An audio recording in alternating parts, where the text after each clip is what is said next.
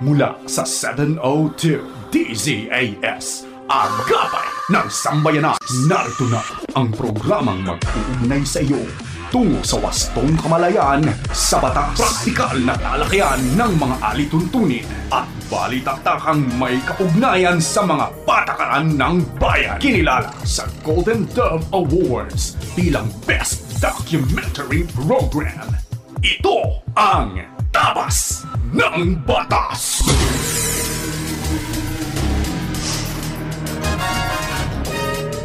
Isang magandang Sabado na umaga sa iyo na nakikinig sa anumang bahagi ng Pilipinas, Luzon, Visayas, Mindanao at sa iba pang bahagi ng mundo. Marhay na aga sa inyo namin nakikinig dyan sa Bicol Region sa pamamagitan ng CARE 104.3 The Way FM. At dyan naman sa Zamboanga City na nakikinig via 1116 DXAS Radio Comunidad. Buenos Dias! At magandang umaga rin sa ating mga listeners sa 1062 DXKI, your friendly voice sa Coronadal City. Gayon din sa ating mga kaagapay sa 1197 DXFE Davao. At sa mga narito naman sa Metro Manila na walang sawang nakatutok sa atin tuwing Sabado ng umaga, happy listening po sa inyo. Kami ang inyong mga kakampi sa batas. Ako po si Attorney Chona Cruz Gonzalez. At ako pa rin po si Attorney Jeremiah Belhica at ito po ang inyong programang Tabas ng Batas dito lamang po sa 702 DZAS FEBC Radio TV.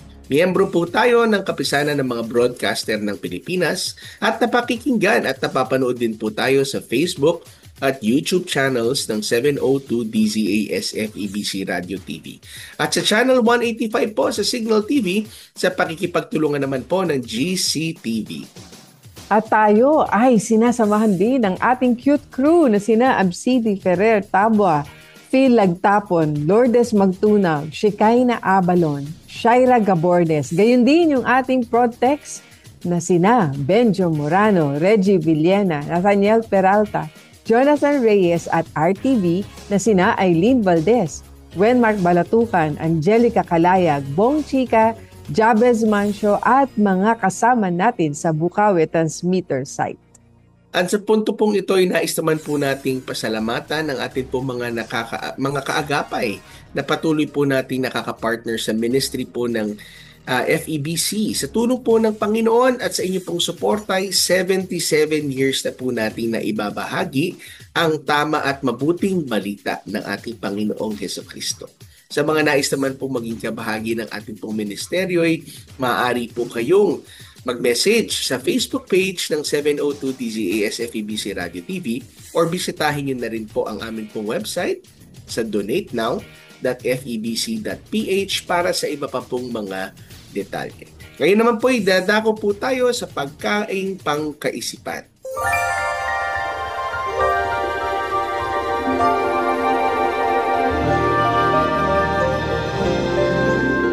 Ito po ay hango sa Kawikaan chapter 17 verse 22.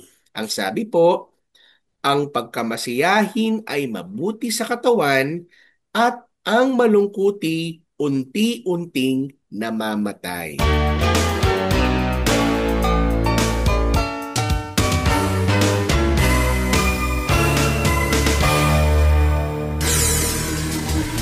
Kayo po ay aming inaanyayahan na makibahagi sa ating diskusyon ngayong umaga. Kaya kung meron po kayong komento, lalo na legal na katanungan, maaari niyo po ipadala yan sa amin sa ating Facebook page, ang Tabas ng Batas FEBC. Tayo po ay magpo-pause lang for a break. Sa ating pagbabalik ay tayo po ay tungo sa isang malamang diskusyon na naman. Kaya po huwag kayo maglilipat ng istasyon. Kami po ay magbabalik kaagad sa ilang sandali lamang. Tabas ng Batas! Paksang legal na siniksik sa mga kaalamang praktikal sa isang makabuluhang talakayan sa Punto por Punto. Magbibigay linaw sa mga palapalagay ugnay sa mga panukalang batas. Akala at panukala.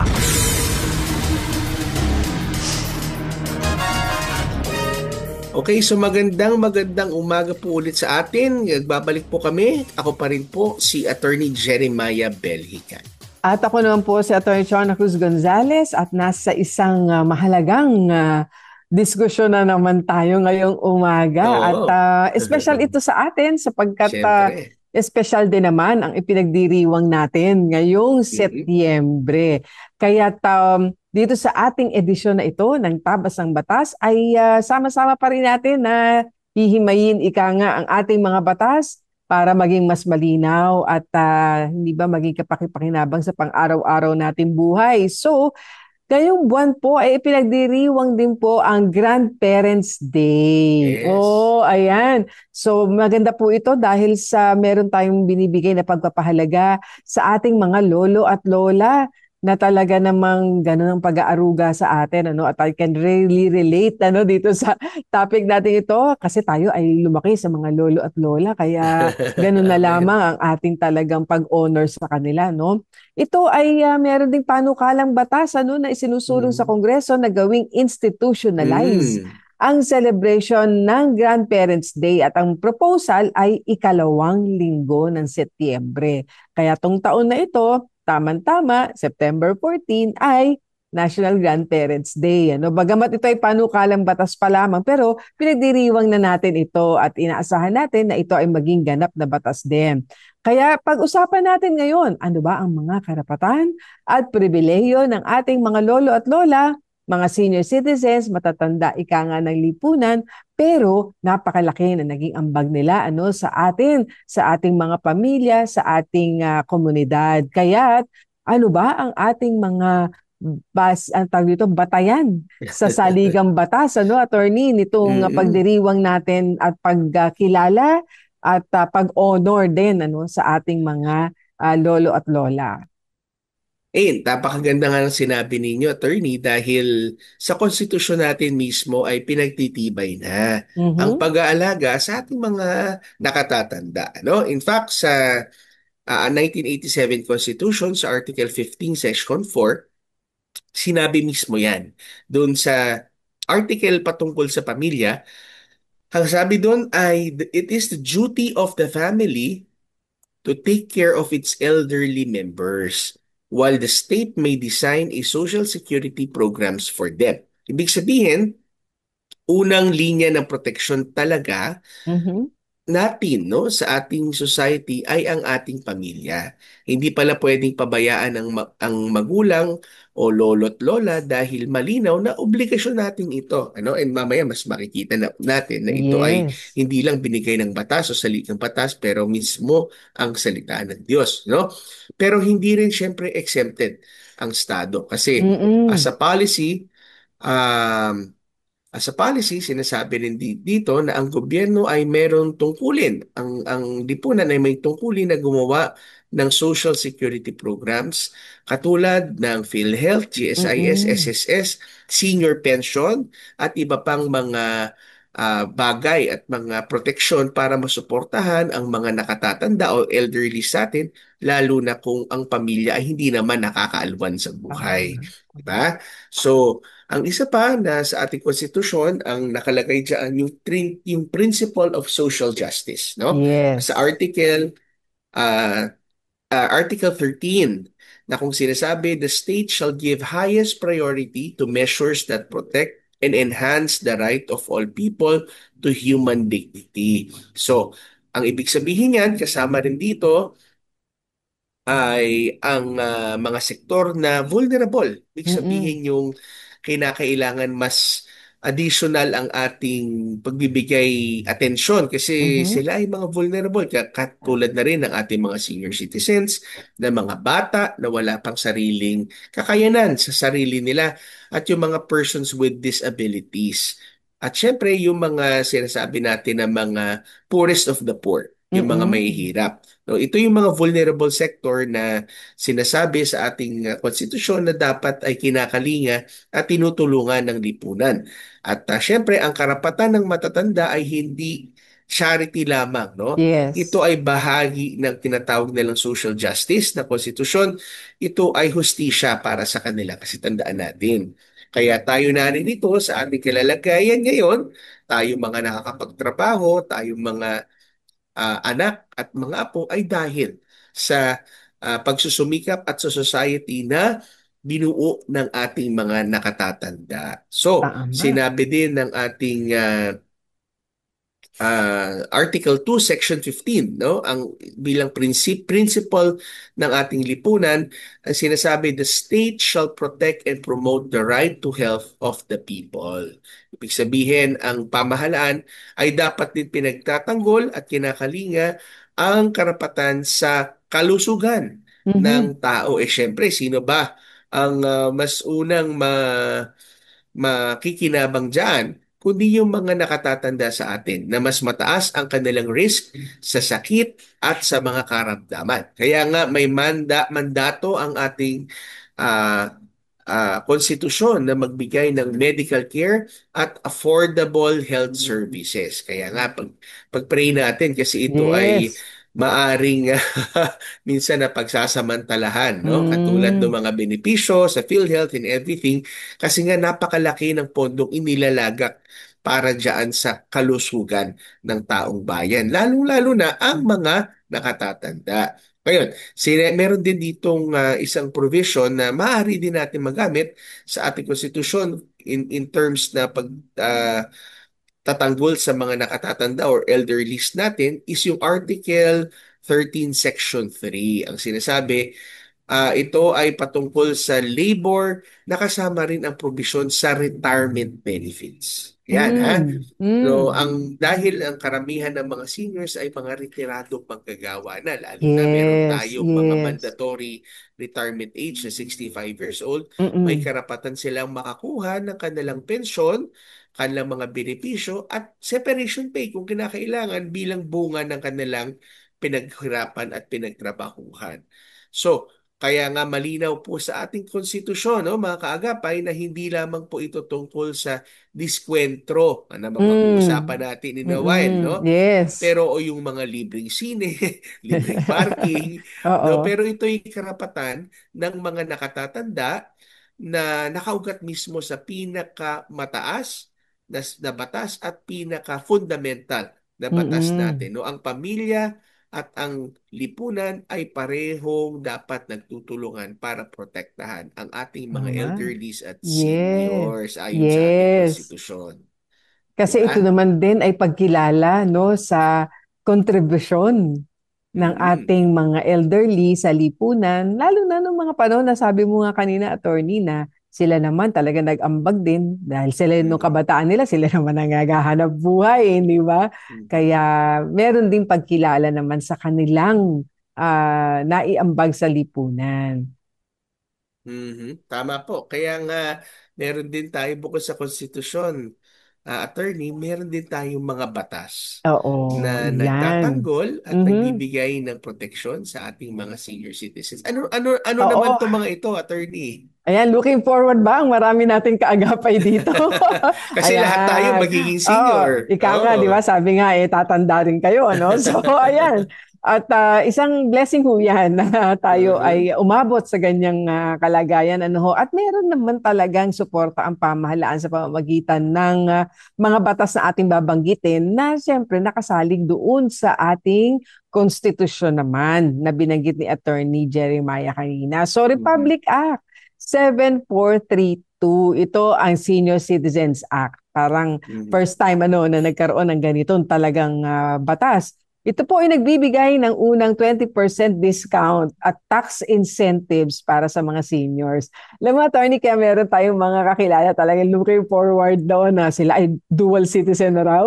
Mhm. Oo, dahil nga senior citizen na rin sila aside from being Filipino, pero dapat pala i-highlight natin ba tayo ay citizens of heaven, ha? So, Yeah. ang binabanggit po dito sa batas naman na ito ay meron pong diskwento, no, na Mhm. 20%, meron pang tax incentive dahil bilang pagkilala po ito, no, sa ating mga elderlies bilang isang distinct sector of society. Ayan, Mhm. dapat daw po alagaan at suportahan. Ngayon, ito po ay pinalawak pa, ha, at may obligasyon dito sa batas na ito ang mga establishmento na magbigay ng diskwento. Kasi po pag hindi ka nabigay ng diskwento, may Mhm. penalty. Oo, at administrative sanctions. At may tax exemption din sa income tax para sa mga elderlies natin, seniors natin na nagnenegosyo o nagtatrabaho pa rin kahit nandun na sila sa retirement age nila. So, magandang insentibo, no? Kasi nga, nabanggit mo kanina, attorney, na syempre, dahil lagi edad ang tao, nagkakaroon na rin ng ilang mga medical concerns na kung kaya, kinakailangan ding iyon ay matustusan sa pamamagitan din ng mga diskwento na ito at mga, sabihin natin, tulong sa pamamagitan ng mga tax exemptions. Kasi, syempre, yung kanilang capacity, no, to have provision for their medical needs, malalagay na rin doon, ano. Pero hindi lang yun. Meron pang RA 9257, ang Expanded Senior Citizens Act.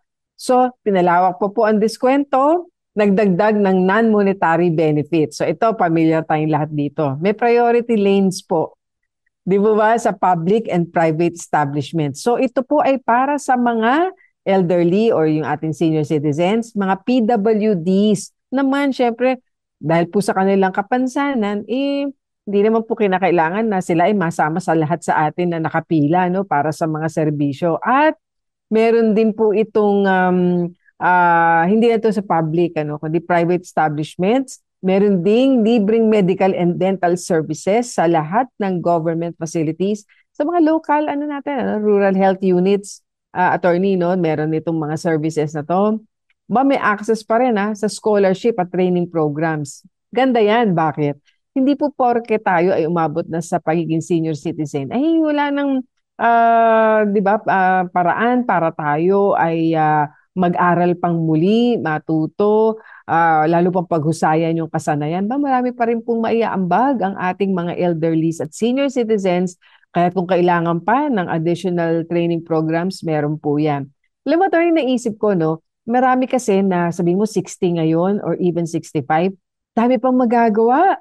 Ang dami pang maiaambag, lalo na sa livelihood. Kaya pwede pong magkaroon ng ganyan pang mga kasanayan, Yeah. At baka dati gusto nyong matutong maging barista ba? Pwede mag-take up ngayon yan or cooking classes, So yan po yan. Meron pang isa pa uling Expanded Senior Citizen Act. So kung yung nauna ay noong 1992 ang first Senior Citizens Act at nagkaroon ng Expanded Senior Citizens Act noong 2003, but noong 2010 meron pa uli na isang Expanded Senior Citizens Act. Lalo pang lumawak ang benepisyo. May social pension para sa mga indigent seniors natin. So ito po ay roughly nasa 500 pesos a month. Para kayo mag-qualify ng indigent, meron po yung mga requirements. So titingnan na lang po yan sa website ng inyong, meron pong OSCA na tinatawag, Office of Senior Citizens Affairs sa bawat LGU. So ano pa po, meron din po tayong additional government financial assistance, exemption from training fees for skills development. Ayan, kung gusto niyo matuto pa ng mga training skills, yan, pwede po yan. At death benefit assistance. Importante rin po yan kasi nga nagiging problema din, challenge sa mga kapamilya na naiiwanan. So meron pong ayuda tungkol dyan. At hindi lang po ito batas ng discount, banggit na ni Attorney Maya kanina, kundi nagbibigay din ng cash support pero sa mga mahihirap natin, nakababayang senior citizens. So meron ding nitong 2014, RA 10645, mandatory PhilHealth coverage for all senior citizens. Universal, no? Attorney, importante talaga to kasi nga, syempre, nag-iedad, may mga bahagi ng ating katawang humihina na rin at nagiging prone sa mga sakit. Kaya maganda po itong PhilHealth, mandatory PhilHealth coverage kahit daw po hindi miyembro o hindi nakapagbayad ng kontribusyon, automatically covered. O makipag-ugnayan po kayo sa sa OSCA at saka sa PhilHealth patungkol dito dahil malaking tulong ito sa hospitalization at medicines. Dami ng maintenance. Kaya nga, mababawasan ang gastos ng pamilya kapag sakaling magpapakonsulta o ma-ospital ang ating mga elderly. O bukod riyan, may local ordinances pa. Yan. Ang Talagang ano, dami, sagana. attorney, ha? Oo. Maraming LGUs nagbibigay ng Oo. dagdag benepisyo. Alam mo, attorney, marami ito ang looking forward sila Yeah. dito. Libreng sine.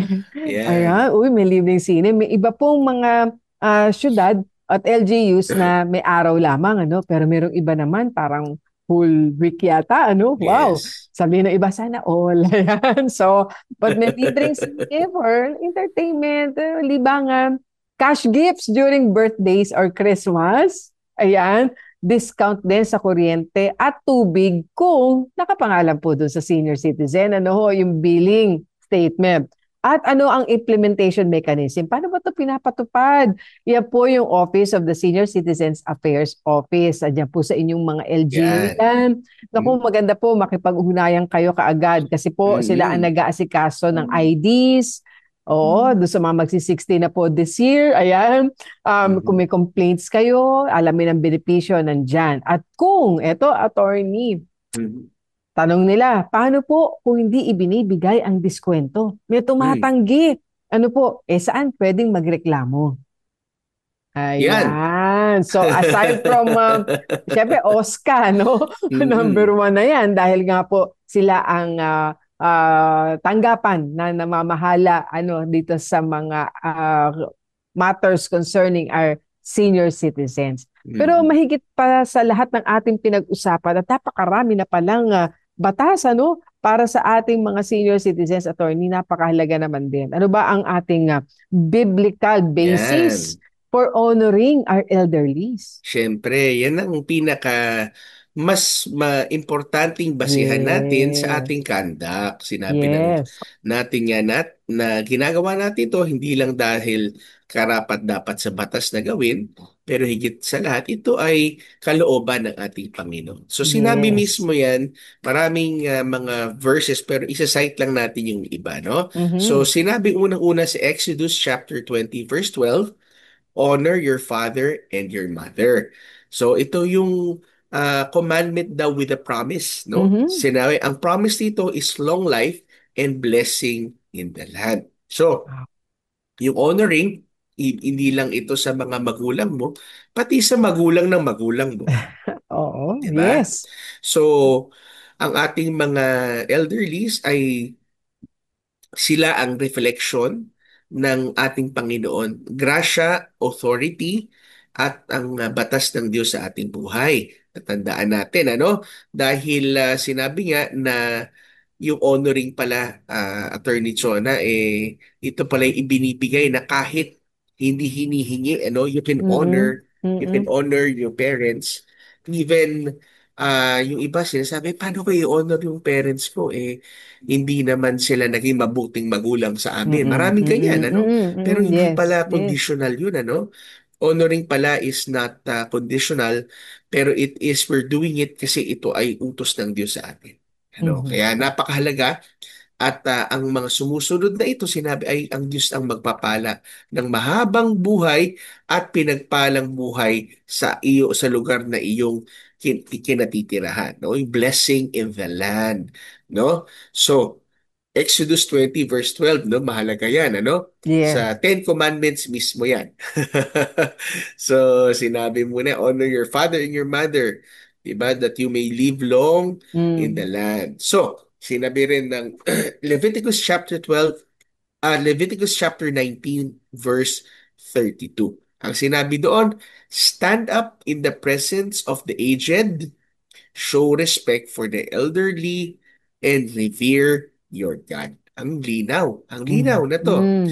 Sa Leviticus mismo, ang sinasabi na ikaw ay tumayo sa presensya ng mga nakatatanda, no? At magpakita ng respeto. Yung kanina honor, Mm. iba naman yung honor, iba rin yung respect, ha? No? Yung respect Tama. ay pagrespeto, paggalang. Yung honor kasi kasama dyan yung pagbibigay ng pera, ng tulong. No? You're honoring them kahit hindi sila humihingi. Kasama pala yan. So, huwag Oo, may mga natin, nagtatanong ng ganyan, attorney, ah. oo, kasama yan sa honoring na you honor them and hindi natin sila hinihiya, iba, sa harap ng mga tao, iba, and we honor them. But we also And dito naman, we respect our elders as a form of worship to God. Diba? Yes. Sinasabi mo, Lord, dahil sinabi mo, dahil mahal kita, Panginoon, Lord, mas lalo kong mamahalin ang ating mga magulang. Hindi sila perpekto, no? Hindi ba perpekto ang mga older generations, katulad rin natin. But Mm-mm. nonetheless, it is God's will that we honor them because ang Diyos ang nagbigay sa kanila sa atin. Ngayon, Yes. mahalaga rin, First Timothy chapter 5 verse 1 to 2. Yan ha. Sabi ni Paul kay Timothy, older men as fathers,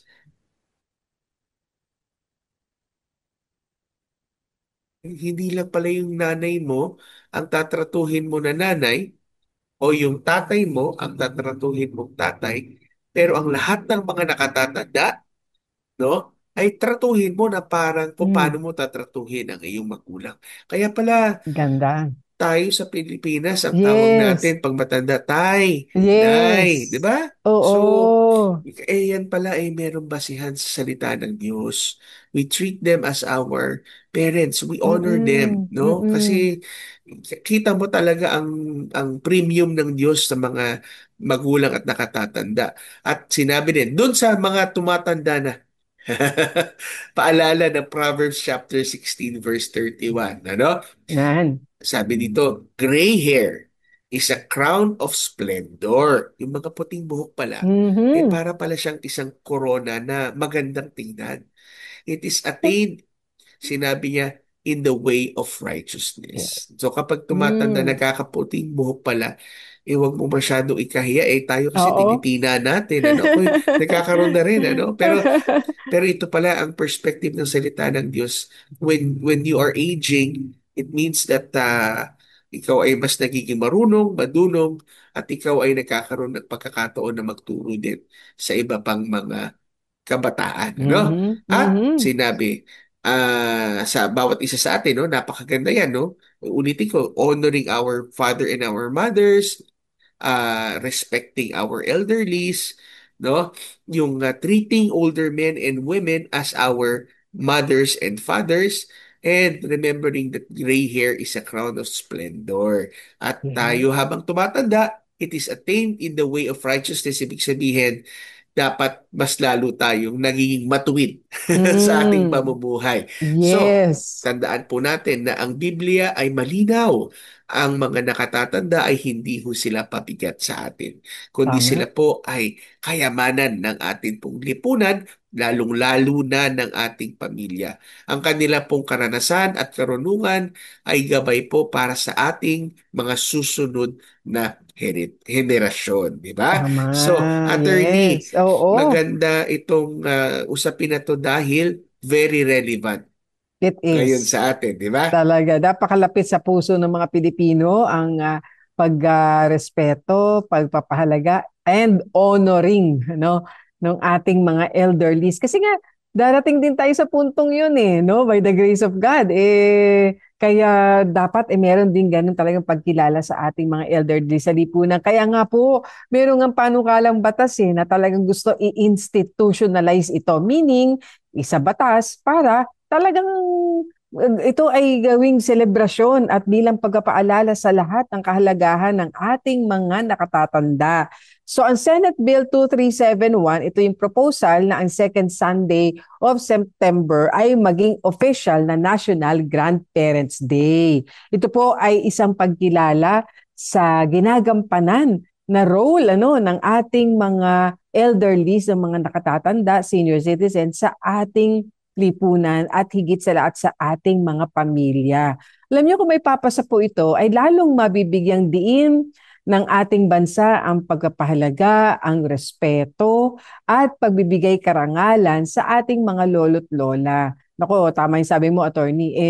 Sa haba ng panahon na sila ay naririto sa mundo, syempre, yung karanasan nila, hindi na natin matatawaran yan. Kaya wag natin baliwalain kung sakaling ngayon po hindi na sila makapaghanap buhay, ano po, katulad ng dati, kailangan pa rin tanawin nating malaking utang na loob sa kanila, ang pagpapalaki sa atin, ang paghubog sa atin, ang paggabay sa atin.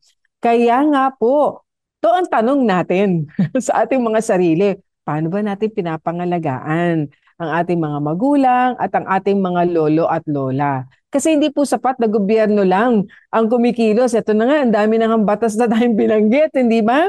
Pero alam po ninyo, nagsisimula sa pamilya. Tayo pa rin ang dapat na unang nag-aalaga, rumerespeto That's sa right. ating mga nakakatanda, at nagmamahal sa kanila. Bagamat, sabi nga nila, pag medyo tumatanda, minsan iba na rin yung mga ikinikilos at gawi.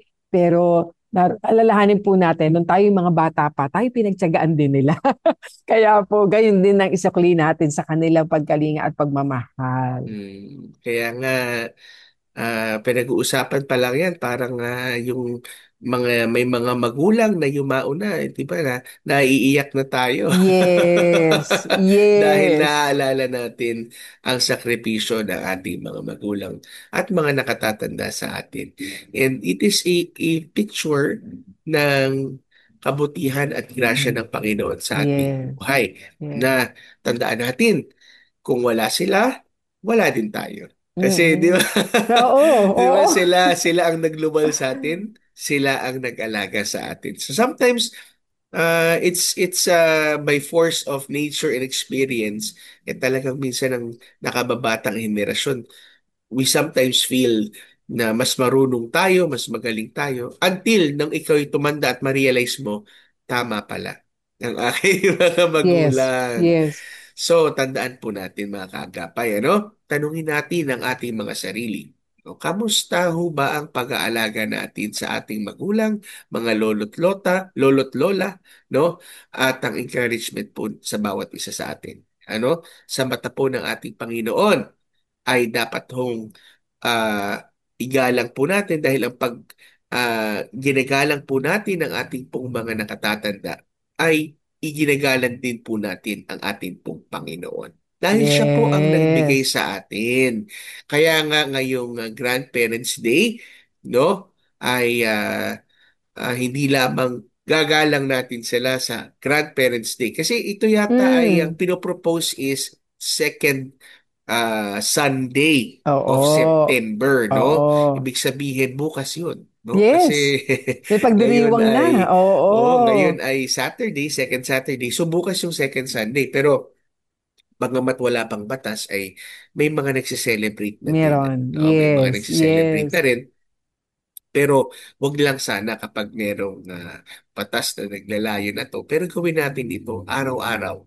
Kasi ah hindi natin maibabalik ang panahon. Gawin Mm-mm. natin itong tunay na mahalaga at marangal at syempre, yung sinasabi natin na meaningful. Yes. Meaningful para sa ating mga magulang at sa ating mga lolo't lola. Ako, wala na akong Mm-mm. lolo't lola, diretso. So, makikilolo't lola na rin ako. Oo nga. Pero bagamat ang aking tatay ay lolo, yun, pwede pa Yan. rin. Bagamat Oo, hindi ko pwede pa lolo rin. siya ng Mga anak na na. anak. Oo. At saka talagang ganda nung sinabi mo, attorney. In the end, talagang let's do it as unto the Lord.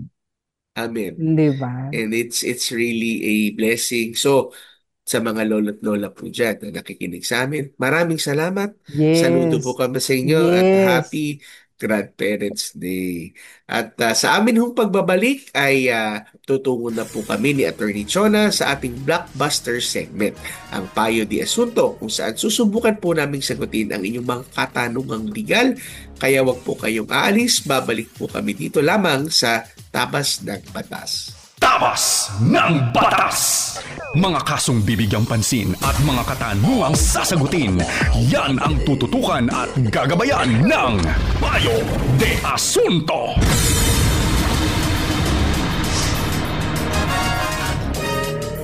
Okay, so tayo po'y nagbabalik muli sa ating programang Tabas ng Batas at tayo ngayon ay tutungo na sa ating blockbuster segment na Payo di Asunto, na kung saan susubukan po namin ni Attorney Chon ang sagutin ang inyong mga katanungang legal. Ayan, kaya't pakinggan na po natin ang unang katanungan mula sa ating listener. Good morning po. Hihingi po sana ako ng payo, attorneys. May nabangga po kasi ako na sasakyan sa SLEX dahil nag-sudden full stop po ito. Nagkaroon po kami ng kasunduan ng other party na ipagagawa ko po ang damages ng sasakyan nila. Kaso lamang po ngayon ay ayaw na nilang sumunod sa aming kasunduan at pinipilit po ako na pumunta sa company nila dahil may papapirmahan daw po sa akin na agreement. Pero hindi naman po sinasabi sa akin kung anong nakasaad sa agreement. Ang huling message po sa akin ng kanilang HR ay mag-file na lamang daw po ako ng legal actions. Company car po kasi ang aking nabangga. Maraming salamat po sa inyong may papayo. So ayan, attorney, no? At syempre nagkakaroon talaga ng ganitong mga sitwasyon sa ating mga lansangan. Yeah. At meron naman naging kasunduan, doon sa kanilang pagitan kung paano bang babayaran yung damages caused by the accident. At inaamin naman itong ating listener na siya nga yung nakabangga doon sa sakyan. Kaya lamang parang tila, hindi naman niya nabanggit kung ano yung hindi na tinutupad doon sa kanilang napag-usapan na kasunduan. At hindi rin niya nabanggit yung po bang kasunduan ninyo ay in writing o verbal lang. O text or text man lang or email. Kasi proof din po yun na meron nga may talaga kasunduan. kayong kasunduan. Kasi po kung ngayon meron namang ipinapakita sa inyong agreement, hindi pa nga pala ipinapakita, may sinasabi sa inyong agreement, abay dapat nyo makita muna yun. Kasi di po ba kaya nga agreement, kasunduan. Dapat pagkasunduan ninyo, whatever written document po iyan. Kaya dapat ipakita sa inyo, ipadala sa email ninyo, basahin ninyo, sang-ayon po ba kayo? Kung sasang-ayon kayo doon sa sinasabi nilang written agreement ngayon na maaring hindi ayon doon sa una ninyong napagkasunduan, yun yung pag-uusapan ninyo roon. Pero ang unang hakbang ay kailangan po ipadala sa inyo yung sinasabing written agreement na yan for your consideration. Hindi po maaaring, ayaw mong pirmahan, mag-file ka na lang ng legal action against sa amin. Di po ba? O sila magpa-file ng legal action. Hindi naman po ganoon. Kayo naman, ang posture naman ninyo, nais naman ninyo na magkasundo at meron na nga kayong pinag-usapan pero tila naiiba ngayon. Kaya po, sulatan nyo sila, sabihin nyo na ipakita po yung agreement sa inyo na sinasabi para mapag-aralan ninyo at magkaroon kayo ng counter proposal kung sakali. Or kung itong agreement na ito ay katanggap-tanggap naman sa inyo at makatwira naman, bakit hindi? Para masettle na po ito. Pero mahalaga, una-una, yung ba pinagkasunduan nyo nung una po, in writing din? Kasi mukhang yun ang talagang agree kayo. Pangalawa, kung hindi man iyon, meron sinasabing agreement ngayong ipapakita sa inyo, ay dapat kayong bigyan ng kopya. At dapat ninyo munang pag-aralan kung inyong tatanggapin yan. At magkaraan po yung ganyang pag-uusap, nawa, magkasundo na po kayo sa mga magiging paraan ng pagbabayad at kung paano po ma-address yung sinasabing pagkabangga na yan doon sa company car. Para maiwasan na rin yung mga litigation. Kasi po alam nyo, pagdating po sa litigation ng ganitong kaso, doon din po yan babagsak Tatanungin din po kayo ng husgado kung paano nyo ba ito aayusin na lang at kayo'y magkasundo na dito, di po ba? Doon din babagsak. Oo. Kaya po, mainam na ngayon pa lang, diba, exert na lahat ng efforts para po mapagkasunduan ito. So, attorney, bigyan daanan natin yung isa pang katanungan mula sa ating listener. Good day po, TNB. May utang po kami na 1.5 buwan sa upa. Nag-end na po ang contract namin at hinold na ng landlord ang aming gamit. Actually, pwede naman namin maitakas, pero di namin ginawa. Mababayaran naman namin yung 1 month, bali kulang pa ng half month. Nagsasabi ang landlord na itatapon ng mga gamit namin pag di kami nakapagbayad. May karapatan po ba silang gawin yun kahit nakikipag-coordinate naman kami at nakikiusap na wag naman sanang itapon? Salamat po. Ayan, attorney. So, meron din mga nagtatanong ng ganito sa atin kasi nga naman hindi nakapagbayad ng upa. Pero gusto naman, nandun naman sila sa proseso na pagbabayad. Unti-unti nga lang. Pero, papaano naman yung gamit po? Nandoon pa sa loob yata noong nirerentahan. Baka itapon daw sa labas. Sayang naman yung gamit. Pwede ba yan, attorney? Nako, tandaan natin na hindi porket siya ang may-ari ng ng unit o ng lugar, walang karapatan kayo bilang nangungupahan. Kasi ang karapatan, tingnan natin, ano ba ang karapatan ng isang landlord? Ano ba ang karapatan ng isang lessee, no? Mm-mm. So, totoo na may obligasyon po kayong bayaran yung upa, pero kapag may atraso po, pwede pong hindi ibigay ng landlord ang possession ng lugar hanggang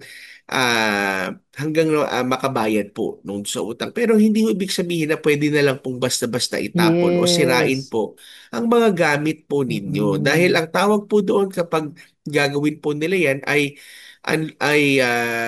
unlawful distress. Ito po yung tinatawag sa prinsipyo ng batas na self-help. Ibig sabihin sila ho, inilagay nila ang batas sa kanilang kamay kasi meron hong legal na proseso yan. Dahil kung ayaw kayo hong palabasin o i-release po ang inyong gamit, dahil may atraso, ay dapat po dumaan sa isang legal eviction process po. No? Ito yung minsan, ito yung tinatawag lang ejectment or unlawful detainer. At kung gagawin naman po nilang basta itapon po ang gamit ninyo, ay maaari po silang managot civilly, no, ng damages. At maaari rin po sila makasuhan ng criminal case yan, katulad po ng theft, kung ito po yung kukunin nila. Kung sisirain naman ay malicious mischief. At kung pipilitin naman po kayo ng wala pong legal na basis na gawin ng isang bagay na hindi naman ho dapat, maaari ho yan maging grave coercion.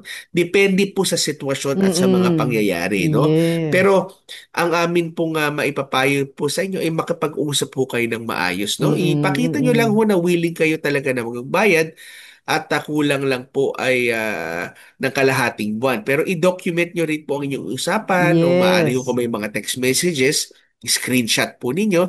Pwede nyo pong recorded yung inyong pong pag-uusap. Kung may tawag po ay humingi kayo ng permiso na i-record po ninyo at parang masabi po ninyo, no?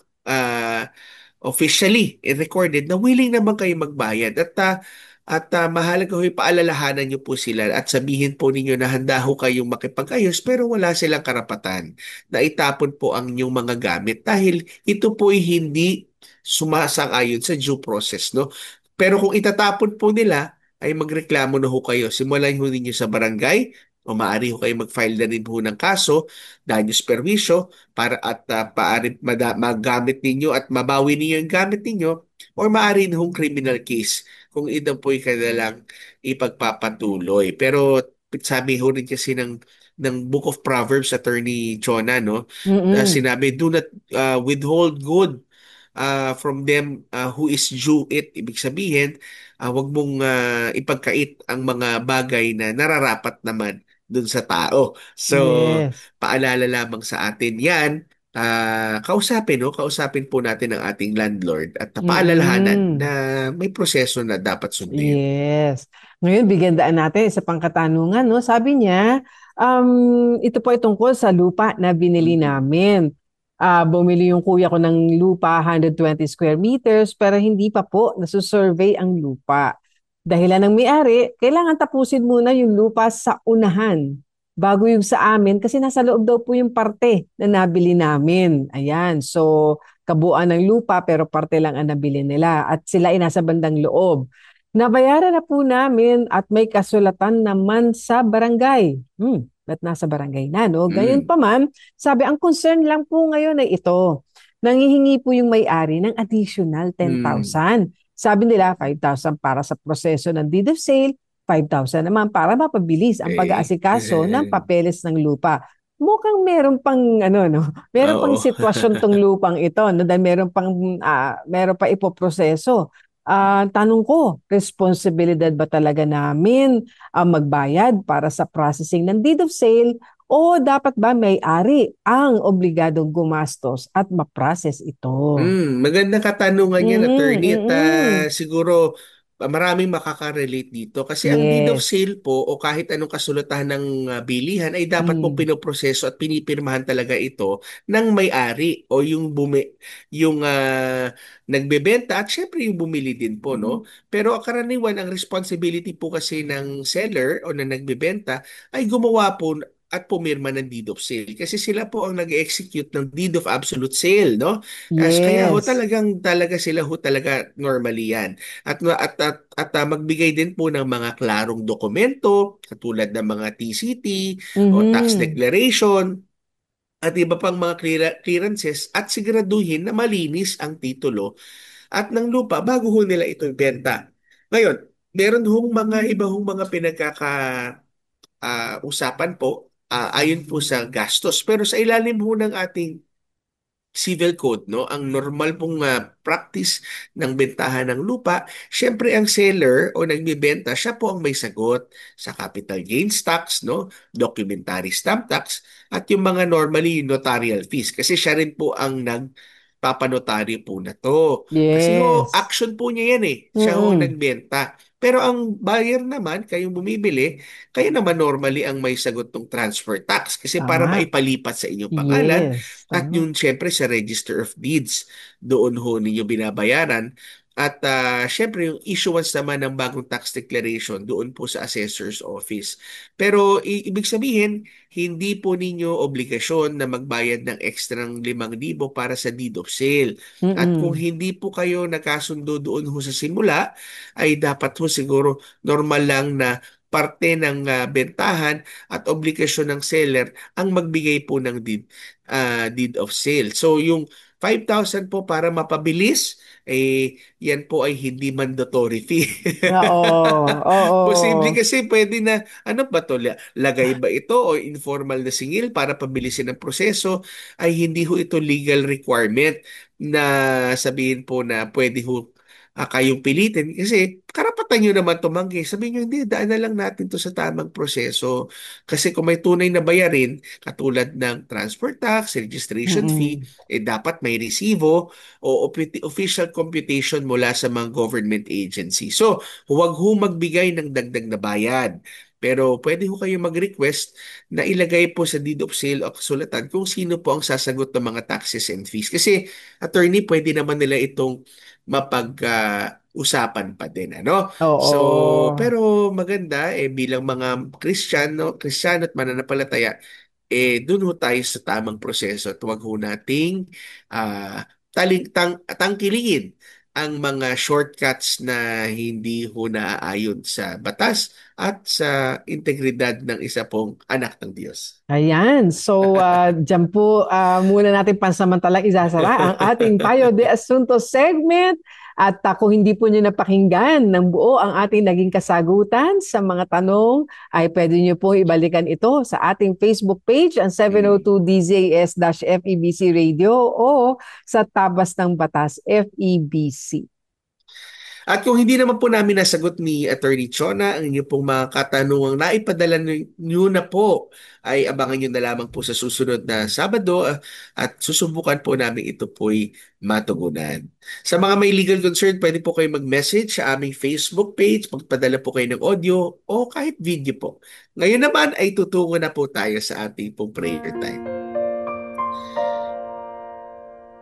Heavenly Father, we thank you for this day that you have given us. Salamat po sa pagpapaalala sa amin sa hindi lamang sa batas o sa saligang batas, pero lalong-lalo na sa inyong salita, O Diyos. Ang iyong panawagan that we honor our fathers and our mothers, our elderlies, Lord, that this is your will, Panginoon, para sa Yes. bawat isa sa amin, Panginoon, na sila po'y kalingain, alagaan. Dalangin din po namin na ikaw, O Diyos, ang siyang umabot sa bawat isang nakikinig, Lord, sa aming pong programa na ito. Yes. Panginoon, ikaw, Lord, ang tumugon sa kanilang mga problemang hindi lamang legal, relational, O Lord, Yes. and even, Lord God, sa kanilang pangkalusugan. We pray, Lord, that you will bless our nation, Lord God, and bless FEBC DZS, Lord God, na patuloy mong gamitin ang istasyon na ito, O Diyos, para sa pagpapalaganap ng iyo pong salita.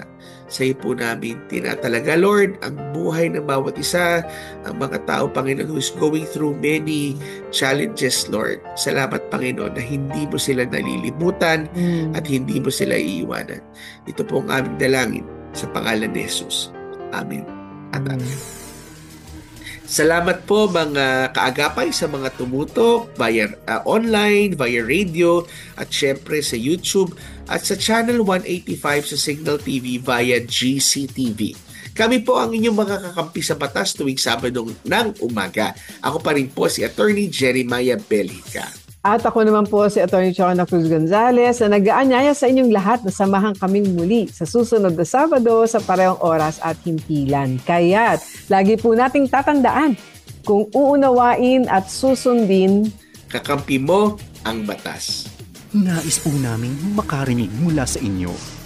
Para sa mga kuro-kuro, mungkahi o mga bagay na nais ibahagi sa palatuntunang iyong napakinggan, sumulat lamang sa 702 DZAS, Agapay ng Sambayanan, 1 Corporate Center, 46th floor, Doña Julia Vargas Avenue, corner Meralco Avenue, Ortigas Center, 1605, Pasig City.